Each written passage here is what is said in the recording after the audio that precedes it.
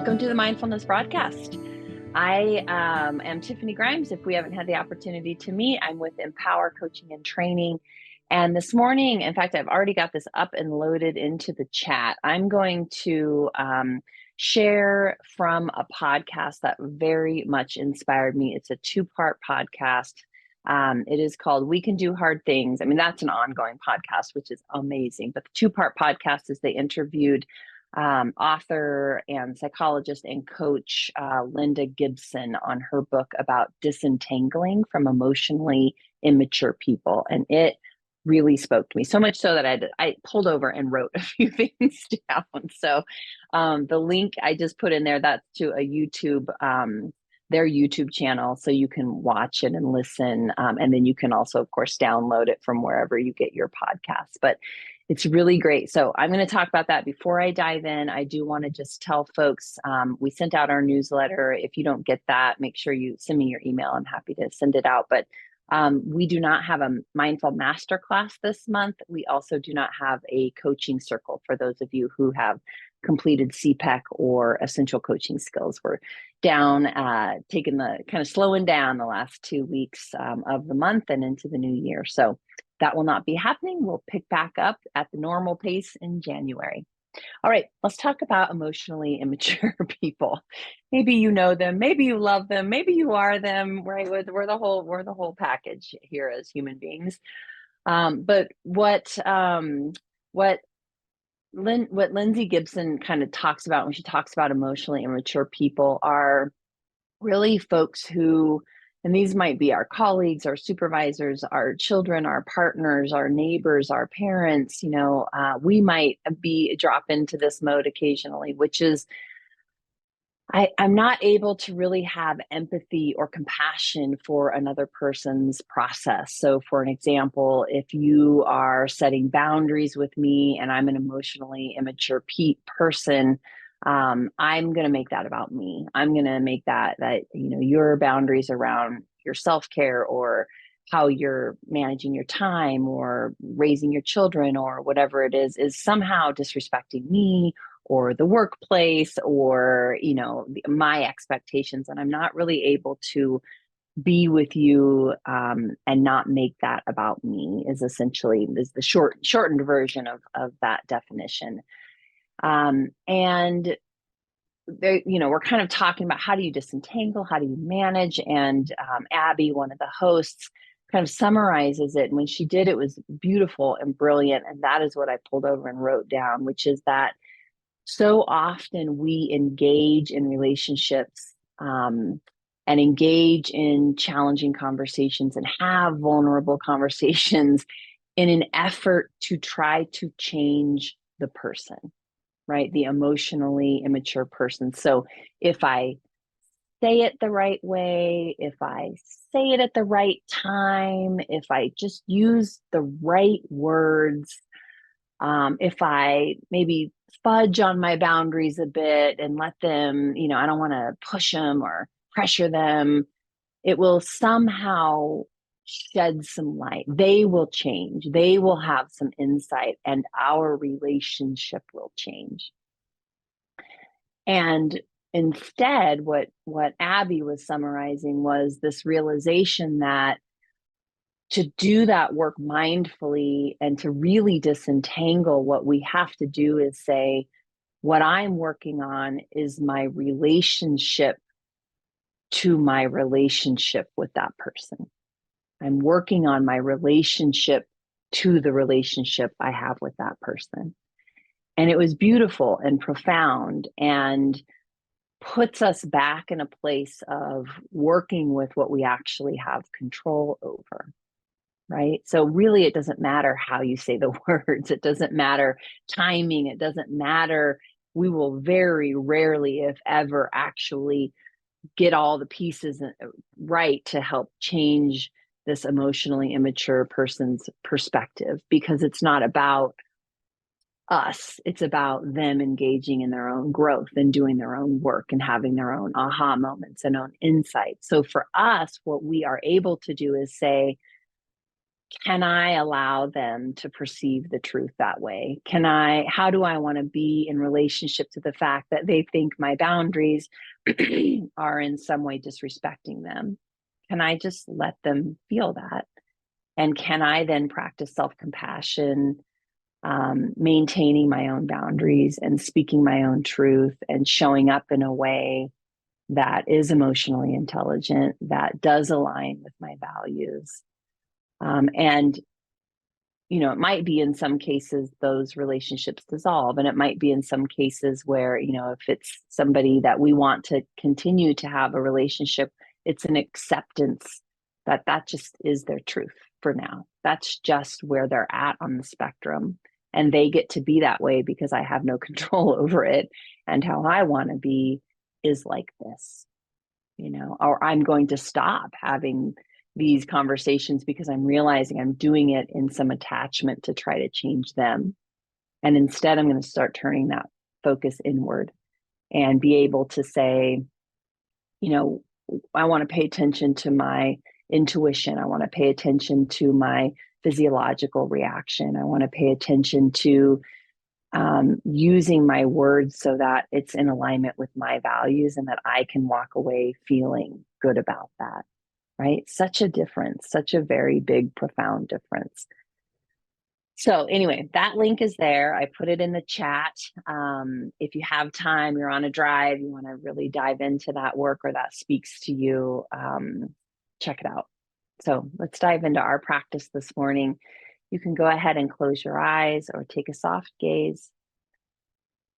And on your exhale this morning, just allow yourself to land. Just feel yourself, feel your shoulders drop, feel your feet find the floor, some balance.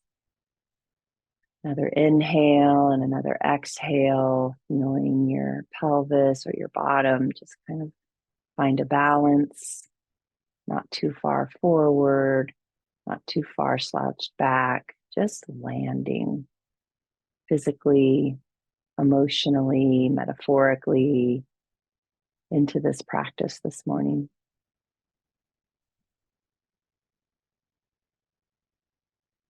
And then staying with that breath for a moment, use your inhale now that you're grounded, now that you're landed and balanced. Use your inhale to kind of lift yourself up a little bit into intention and practice. As you inhale, you might find your spine lifts a little, your shoulders come back and your chest rises, your head lifts. As you inhale, you might find an energy come into your body, allowing a slight smile to your face, and breath to move freely. And just staying in this place of groundedness we find with our exhale, this place of energy and intention we find with our inhale.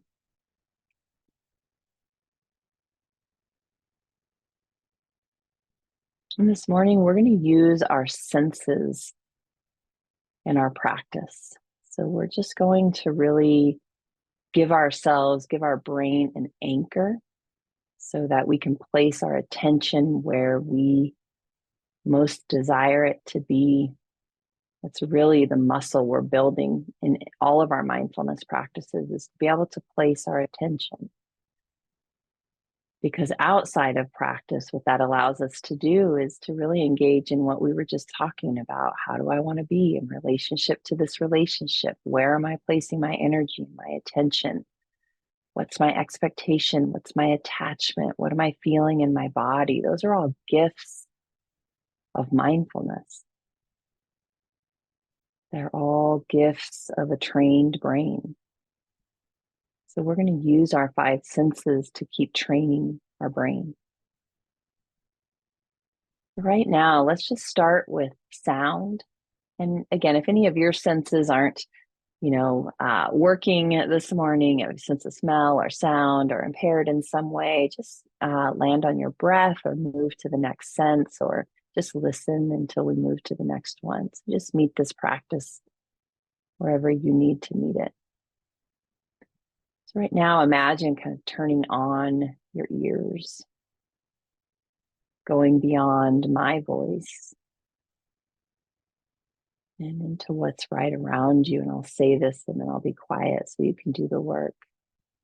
Maybe what's right around your desk, your immediate area, and then what's just beyond.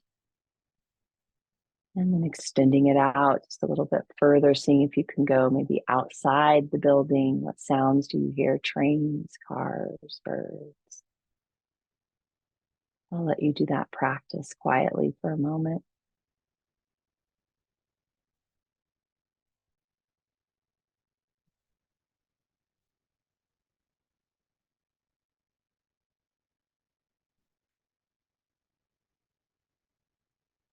And as you're doing this, observe the judgment that often immediately attaches itself to these observations.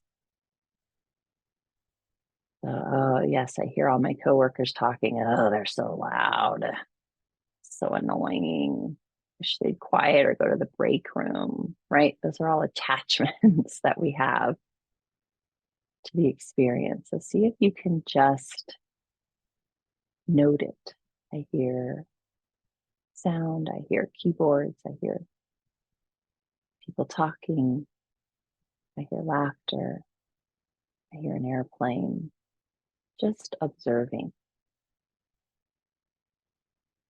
And move now to smell. This one can be a little bit harder for us. Maybe you smell your own smell. Maybe you smell coffee or tea. Smell of a colleague's or coworkers' hairspray, deodorant. Maybe there's flowers somewhere.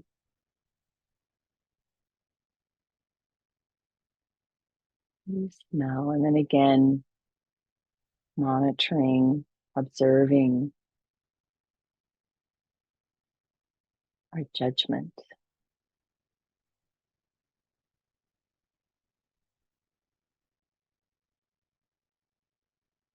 And this time moving to our body to feel.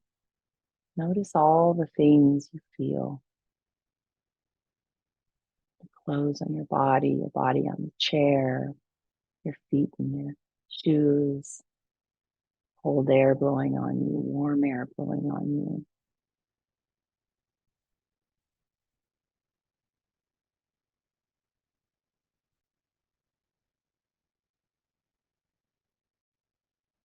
Noting them, observing them.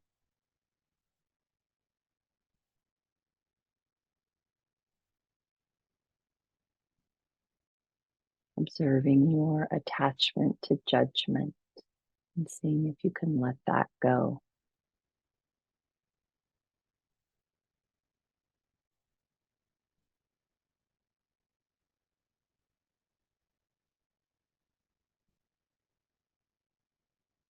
We're going to skip taste this morning since we don't have something to eat together, but that's a fun one to do. And instead, what we're going to do is open our eyes and just notice around you. Maybe you're looking at your desk. You might notice the screen. You might look above, out a window, or over a cubicle wall. Noticing the people,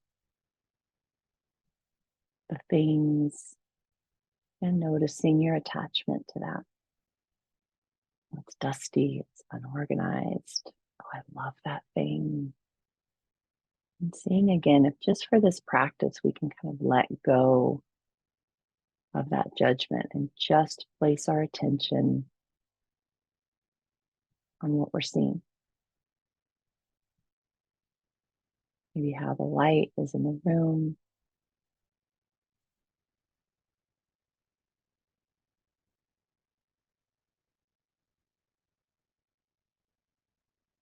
We're going to keep our eyes open as we move through the end of this practice.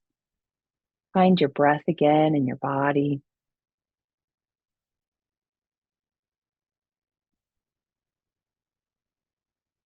Seeing if you can kind of blend all of these, this hearing, this feeling, this seeing, this smelling. That's just this moment, this experience.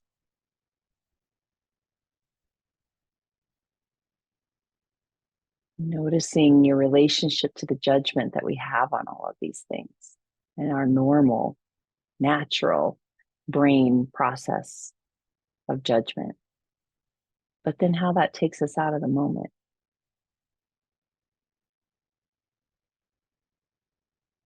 All right, as we close our practice this morning, land on one good inhale, one final exhale.